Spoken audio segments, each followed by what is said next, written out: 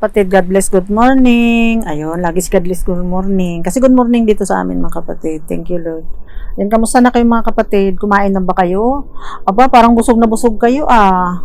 Ang sarap ng kinakain nyo. Pahingi kami. Thank you, Lord.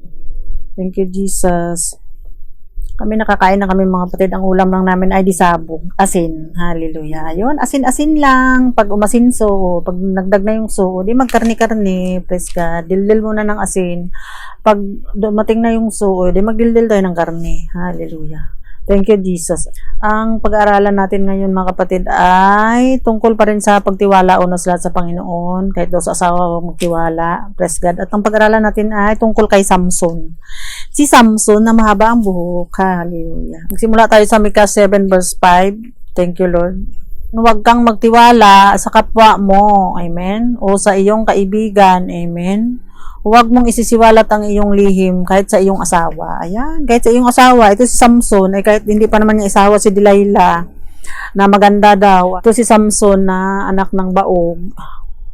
Anak dito ng baog si Samson mga kapatid na may nagampanan din sa Lord kaya sa isinilang. Maging tagapagtanggol ng Israel. Amen. Praise God. Yun nga lang, yung sarili hindi ng pagtanggol kay Delilah dahil sa kanyang pag-ibig. Hallelujah. Tungkol kay Samson, itong pag-aralan natin mga kapatid. Psalm 14 verse 1 hanggang 3. Minsan nagpunta si Samson sa Timna at nakakita siya roon ng isang dalagang Pilistia. Ayan, si Pilistia. Nang siya'y umuwi, sinabi niya sa kanyang mga magulang, maroon po akong nakitang isang dalagang Pilistia sa Timna. Kunin po ninyo siya para sa akin, gusto ko siyang mapangasawa. Ganun noong mga panahon yun, kukunin at gusto rin maging asawa. Verse 3, bakit naman gusto mo pang sa angkan ng mga hindi tuling iyon ka pipili ng mapangasawa? Wala ka bang mapili sa ating angkan, sa ating mga kababayan? Tanong ng mga ito. Sumagot si Samson, basta. Ayan, si basta-basta. Siya po ang gusto kong mapangasawa.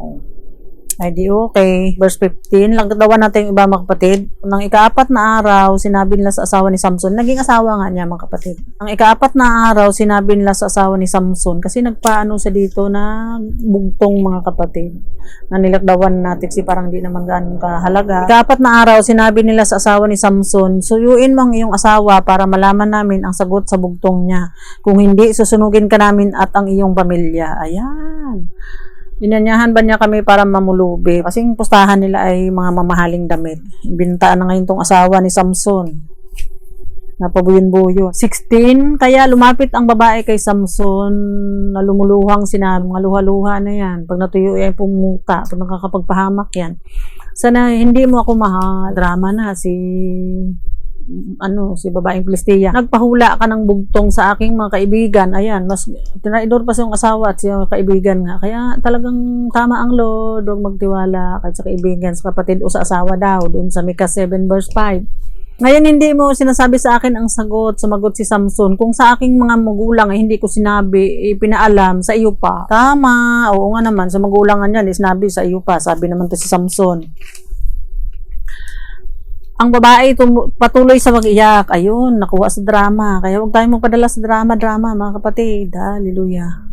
Patuloy sa pag-iyak at panunuyo kay Samson sa loob ng 7 araw. Ayun, 7 araw na dinramahan itong si Pilistia, si Samson na pabuyon-buyon. Nilang handaan, ayun, payak-iyak siya. Hindi nakuha naman Samson sa palualuha. Kaya nang ika-7 araw, sinabi rin niya ang sagot sa bugtong dahil sa kakulitan nito, ang sinabi ni Samson ay sinabi naman nito sa kanyang mga kaibigan. Dahil sa kakulitan, ayan, kaya huwag tayo magdesisyon pag tayo gutom, pag tayo galit, tayo in love. Tingnan tayo Samson. Dahil sa in-love niya sa Pilistia, ayan, nalablab tuloy siya. Pag galit, hindi rin. Tinaming si Esau, si Edom. Dahil gutom siya. Pinagpalit yung paging panganay niya doon sa nilagang munggo na mapula. Hindi naman munggo yun. Siguro yun panglahok sa halo-halo. Munggo na pula. Napahamak ito si Samson dahil sa kanyang kabuangan, espiritu. Ayun, salamat naman sa Lord na dahil doon, iniligtasan ng Panginoon. Tuloy na natin mga kapatid hanggang 20. At bago dumilim ng ika-7 araw, ang mga taga-Timna ay nagpunta kay Samson at kanilang sinabi, may matamis pa ba sa pulot pukyutan? Yung sinabi na niya yung sagot doon kay Pilistia dahil sa pag-iyak-iyak nito. So, tayo padala sa mga iyak-iyak na yan. Na naku, ay talagang parang pagsanghan po sa luha.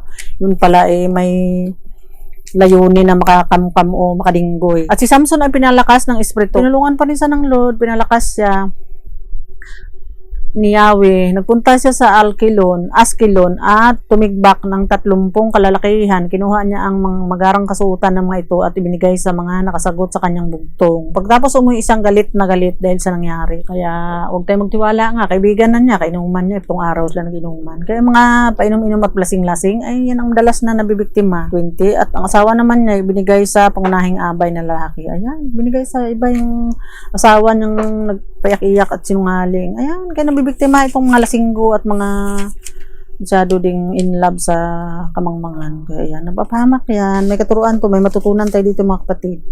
Thank you, Jesus. Ayan, mabuti lang, pinalakas siya ni Yahweh. Nagtigbak siya ng may mga magagarang suotan at yun binigay niya doon sa mga nakahula sa bugtong niya. So, hindi pa rin to nadala si Samson, mga kapatid. Parang tayo lang, lang kadala-dala. Ilang bisis na nauto at nabiktima ng mga paiyak-iyak ulit-ulit pa rin na mahabagin ko no ay.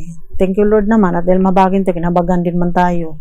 Yung mga biktima sa atin, gutom pa rin tayo, laging busog. Kaya mabuti ang Lord. Kumpa din, 16 verse 4 hanggang 6. Na, pagkatapos nito, umibig naman si Samson. Ay, umibig na naman to si Samson. Hallelujah. Talaga to si Samson na ito Pagkatapos nito ay umibig naman si Samson sa isang dalagang nakatira sa libis ng Surik. Siya ay si Delilah. Ayun si Delilah na maganda. Maganda daw ang mata. Nakita natin sa karton sa parang sapsap. 5 and 6. Ang babaeng ito ay nilapitan ng 5 pinunong Pilistiyo at kanilang sinabi, suyuin mo si Samson para malaman namin kung ano ang lihim ng kanyang lakas at nang mabihag namin siya kapag nagawa mo iyon, bawat isa sa amin magbibigay sa iyo ng 1,100 pirasong pilak. O isipin mo yun. Ayun, yung asawa niya na inibig niya. Ay traidor pala dahil doon sa ibabayad na pirasong pilak. Kaya mahirap din yung basta-basta nagtiwala. Ayun, yung pinagsimulan natin na Mikas 7 verse 5. Kahit doon sa asawa, huwag ka daw magtiwala at lapastanganin ka niya o mabiktima ka. Tama, ang galing talaga ng Lord.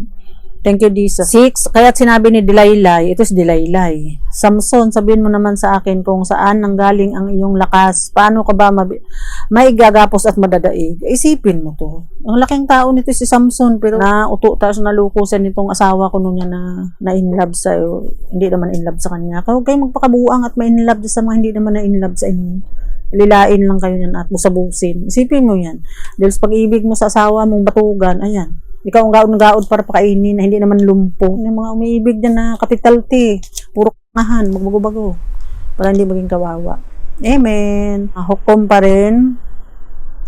16 verse 4 hanggang 6 yung kanina mga kapatid. Tapos, 15 hanggang 21. Kaya't sinabi sa kanya ni Delilah, nagdrama na naman to si Delilah na ito. Siyempre, nahamit dun sa ibabayad sa kanya ng mga kaibigan niya. Ayan. Kaya huwag kang magtiwala kahit nga naman sa asawa mo. Hindi mo mag-anak kaya asawa mo lang. Kahit daw sa kapatid, kahit daw sa kaibigan, huwag daw basta magtiwala. Kasi lapastanganin ka niya. Kaya may hangganan dapat yung tiwala natin sa ating asawa, kapatid man yan o kaibigan. Kahit sinabi sa kanya ni Delilah, ang sabi mo, mahal mo ako. Ayan, nagdrama na naman to si Delilah buang. Hindi pala totoo. 3 bisis mo na akong niluloko. Aba? Wala man lang isip to si Samson. Gustong malaman yung lihim niya. O bakit ayaw mong sabihin sa akin ang lihim ng iyong lakas? Araw-araw iyon ang ulit-ulit niya kay Samson hanggang sa mainis ito. Ayan. Kaya pag nainis ka, mabiktima ka, mapahamak ka. It's either pahamak mo yung iba o ipahamak mo ang sarili mo. O yung inis na yan ay gawain niya ng mga buang. Hindi nainis na siya dahil ka ulit-ulit. Tulad kanina, nainis din siya dahil kinukulit siya ng 7 araw. So 7 araw siyang iniyak-iyakan na itong una niyang inibig. Gosipin din. Kaya sinabi na niya ang totoo. Ayan. Dahil sa inis, sinabi niya ang totoo. Napahamak tuloy siya. Kaya, dapat lagi tayong may wisdom mga kapatid. Hindi si Samson dito at si Delilah ang ating at saka yung Pilistiya ang pinag-usapan. Tayo yung pinag-usapan dito, may matutunan tayo. Huwag tayo basta-basta magtiwala. Mahingganan yung tiwala natin. Kahit sa ating sarili, ang pagtiwala natin ng lubos ay sa Panginoon. Amen. 17. Kaya sinabi niya ang totoo, alam mo mula sa pagkabata, inalaan na ako sa Diyos bilang isang nasariyo, sabi niya. Minsay, hindi pa nasayaran ng panggupit ang aking buhok. Kaya, kapag naputol ang aking buhok, hihina akong tulad ng karaniwang tao. Ayan. Dahil nainis siya, sinabi na niya, pinahamak niya na yung sarili niya. Pag nainis ka, pahamak mo ang sarili mo o yung iba. Thank you, Lord. At may natutunan tayo dito, mga kapatid. 18, nabatid ni Delilah na nagsabi na ng tuo si Samson, kaya ipinatawag niya ang mga haring Pilisteo. Ipinasabi niya, nagtapat na si Samson. Ayan. Tiwala sa dos asawa na ay lapastangan pala. Tama. Yung Micah 7 verse 5. Maaari na silang magbalik sa Surik. Nagbalik nga roon ang mga pinuno, dala ang pirang ibabayad kay Delilah. Ayan, nabiktima si Samson ni Delilah. Walang matalino, wala, kahit isa, pero ito si Delilah, ba yung talino sa kalukuhan, ano mga kapatid. Sabi doon sa mga ngaral 7 verse 29, 28, wala daw talino, kahit isa, pero si Delilah, ang talino niya, yun nga lang, patungo sa impyerno, yung katalinuhan niya. Verse 19, si Samson naman ay pinatulog ni Delilah, kanyang kandungan. Ito ay mahimbing na tumawag siya sa isang tao. Ayan. Kaya ngayon mga patulog sa kandungan ng saan ay ito ay nahimbing na tumawag siya sa isang tao at sinabi at ginupit ang 7 tirintas ng buhok ni Samson. Nang mawala na ang kanyang kakaibang lakas, ginising ni Delilah si Samson. Ayan, kita mo traidor tong asawa niya. At kanyang sinabi, Samson, may dumarating na mga Pilisteo. Nagtangkang bumangon si Samson sapagkat akala niya ay nakawala siya tulad ng dati niyang hindi niya namalayang iniwan na siya ni Yahweh. Ayan, pag umibig ka dyan sa asawa mo, sino man yan, una sila tapat kay Yahweh, ay talagang mahulog ka sa bitag. Ba't kasi maging tapat ka sa Lord, huwag dyan kahit sa asawa mo, kahit sa kapatid mo o sa kaibigan mo. Sabi nga, nawala na sa ang kapangyarihan ni Yahweh sa kanya, iniwan na siya. Kasi sumunod siya doon sa asawa niya. Binihag siya ng mga Pilisteo at dinukit ang kanyang mga mata. Siya ay dinala sa Gaza, tinalian ng tanikala, tanso at pinagtrabaho sa isang gilingan sa loob ng bilangguan. 3. Minsan nagkaipon ang mga haring Pilisteo upang magdiwang at maghandog sa Diyos-Diyosan nilang si Dagon. Sa kanilang pagdiriwang ay umawit sila ng pinagtagumpay tayo ng ating Diyos laban kay Samson na ating kaaway. Yan kaaway ni Samson. Nagtagumpay dahil sa katraidoran ng asawa niya. Ayan. Kaya tama talaga ang Lord doon sa Micah 7 verse 5. Amen. 25-26. At sa laki ng kanilang katuwaan, naisipan nilang pagkatuwaan si Samson. Ilabas nila ito sa bilangguan at pinagtayo sa pagitan ng dalawang malalaking haligi. Pistahan nila at pinaglaruan. Sinabi ni Samson sa batang lalaki na umaakay sa kanya, ihawak mo ang aking mga kamay sa mga haligi ng gusaling ito. Gusto kong sumandal roon. Ayun. Nakagawa pa rin naman ng paraan si Samson. Natigbak pa rin naman niya yung mga kaaway na. Ayun. Verse 28, at nanalangin si Samson, Panginoong Yahweh, mahabag kayo sa akin. Yung kinahabagan pa rin naman siya kasi siya nagkamali. Mahabagin talaga ang Lord. Pero yung asawa niya, wala man lang habag sa kanya. Pinadukit pa yung mata niya. May matutunan tayo dito mga kapatid. Para yung ating mata huwag madukis. Yun lang tayo in love. Lalo pag hindi naman na in love sa atin at gusto lang ay may dugasin, ibabayad sa kanya ng mga kaibigan na matraidora din. May ganti pa rin naman si Samson. Hinabagan pa rin naman siya ni Yahweh. 28 hanggang 30, sabi, nalangin si Samson, Panginoong Yahweh, mahabag kayo sa akin, isinasamo kong binsan pa ninyo akong palakasin. Amen. Upang sa pagtaong ito'y makaganti ako sa mga Pilisteo, sapagkat huwag tayong piling at tayo nga ang pinalalanan dito ng Lord. Baka masahol pa tayo dito kay Samson kung saan yung pag-ibig natin napunta. Verse 29, itinukod niya ang kanyang mga kamay sa dalawang haligi sa gitna ng gusali. Verse 60, at malakas na sinabi, mauutas daw siya, ngunit sasama-sama tayo silang mauutas, sabi niya. Ibinuhos niya ang kanyang lakas at inulak ang mga haligi. Gumuho ito at nabagsakan ang mga pinuno at lahat ng Pilisteyong naroon. Kaya ang natigbak ni Samson sa oras ng kanyang kautasan ay mas marami pa kaysa noong siya'y nabubuhay. Kapag higanti naman si Samson, maigi nga at kalooban pa rin naman ni Lord na porsahan yung mga kaaway, hindi dinukit ngayong matay. Siya naman may kasalanan kasi siya ang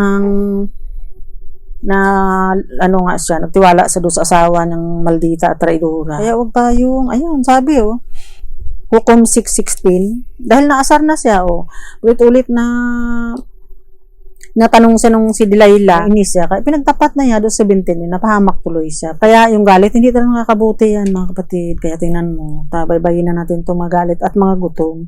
Huwag tayong magdesisyon pag galit o kaya ay gutom mga kapatid. Ayun bilang 20 verse 7. Ito yung nagalit din si Moses kasi minsan pagka yung pag nagalit ka, hindi ka talaga makasunod sa Panginoon kasi napupunta ka sa pride. Nagalit si Yahweh kay Moses kasi imbis na sumunod siya. Nagalit siya, sabi ng Panginoon, sinabi niya nang magsalita lang doon sa bato. Pero dahil nagalit si Moses doon sa mga taong bayan, medyo naangkin niya yung kapangyarihan ng Lord. Ano sabi niya? Tinipon ni Mrs. Aaron ang sarap ng malaking bato ang buong bayan. Sinabi niya, makinig kayo mga mapaghimagsik. Gusto ba ninyong magpabukal pa kami ng tubig mula sa batong ito? Ayan, magpabukal daw. Sila magpabukal. Si Yahweh nga magpabukal eh. Pero sabi ng Panginoong Yahweh ay, magsalita ka lang lalabas yung tubig. Sabi niya doon sa bilang 20 verse 8. Pero dahil nainis siya, parang naangkin yung kapangyarihan na magpabukal daw siya. Ayan, yung galit ay nagkakaroon ka din ng pride. Pag sabi noon, 2 pangulit ng pinalo ni Moses ang bato na sa magitan ng tungkod, biglang bumukal ang masaganang tubig at nakainom ang mga tao, pati ang kanilang mga alagang hayop. Laging kasama yung mga alagang hayop kasi yung hayop nga ay nagagamit ng Lord para tayo ay matulungan, amen, sa ating ikabubuhay. Ang sabi naman ng hampasin doon sa Exodus 17 verse 4 hanggang 6. Sabi ng hampasin para mukal tubig. Dito naman sa bilang 20 verse 8 hanggang 11 ay magsalita lang. Ay nagalit na siya kaya nakapagsalita siyang sobrang ganda. Kaya hindi talaga makakabuti yung paggalit mga kapatid. Ayun, Santiago 1:20, diba? Sabi, ang galit daw hindi makakatulong sa atin para masunod natin ang ayon sa kalooban ng Diyos. Amen. Kaya ang ating pag-ingatan mga kapatid. At dito tayo magtatapos sa pinagsimulan natin mga kapatid. Na hindi talaga tayo dapat magtiwala kahit kanino. Siyan tayo dito mga kapatid. Ayun, Micah 7 verse 5. Huwag daw magtiwala kahit sa asawa, kahit sa kaibigan, kahit sa kapatid. Tunay naman. Hallelujah. Ayun, basahin natin uli para malinaw. Huwag kang magtiwala sa kapwa mo. Ayan, sa kapwa mo, sa iyong kaibigan. Huwag mong siwalat ang iyong lihim kahit sa iyong asawa. Ayan, siniwalat yung lihim doon sa asawa niya. Ayan, kailangan magtiwala tayo sa Lord. Huwag tayo magtiwala kahit kanino. Isipin mo. Kahit sa sarili mo, unas lahat sa Panginoon. Amen. Thank you Lord. Thank you Jesus. Thank you mga kapatid sa pakikinig nyo dito sa mga tutunan tayo dito. At ito yung mga karansan ng ating mga ninuno na mga naging lingkod ng Lord na na-deceive dahil doon sa pag-ibig nila sa kung kani-kanino, hindi unas lahat sa Panginoon. Amen. Thank you Jesus. Amen. Praise the Lord.